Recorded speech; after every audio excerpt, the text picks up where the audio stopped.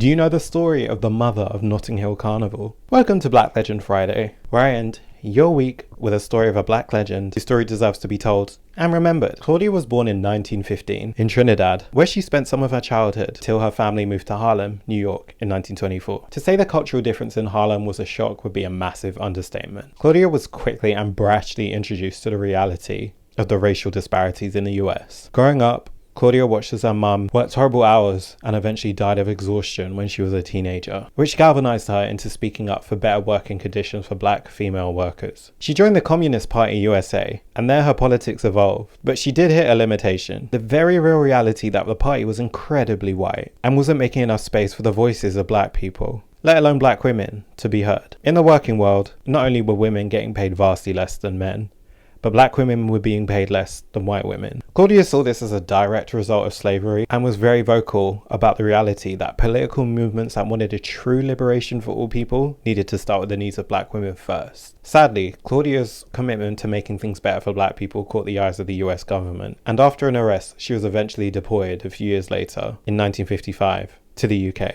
But that didn't stop Claudia at all. In fact, it only added more fuel to her fire. In the UK, she noticed a separation between people of the Caribbean diaspora. This caused Claudia to found the West Indian Gazette, the first black British newspaper. Its aim was to campaign for social equality by bringing Caribbean people together. As the magazine grew, so did its influence, helping foster better community between Caribbean people of the UK. Claudia later wrote about it in an essay, saying, "The newspaper has served as a catalyst, quickening the awareness, socially and politically, of West Indians, Afro-Asians, and their friends." 3 years later, the Notting Hill riots occurred, where a mob of hundreds of whites started attacking the homes of black residents over a few nights. Not only was it a horrible experience for said residents because of the attacks, but they also experienced mediocre attempts to help from a less than compassionate police force. In the aftermath of the riots, Claudia was eager to leave the horrible memories and experience of the riots behind. And so her group collaboratively decided on a carnival for the black British community. And so the first Caribbean Carnival was held at the end of January the next year, bringing aspects of Carnival over to the UK in St Pancras Town Hall. Claudia died a few years later, and sadly the West Indian Gazette closed not long after that, running out of money. But of course we know the carnival eventually continued on, having its first outdoor event in 1966.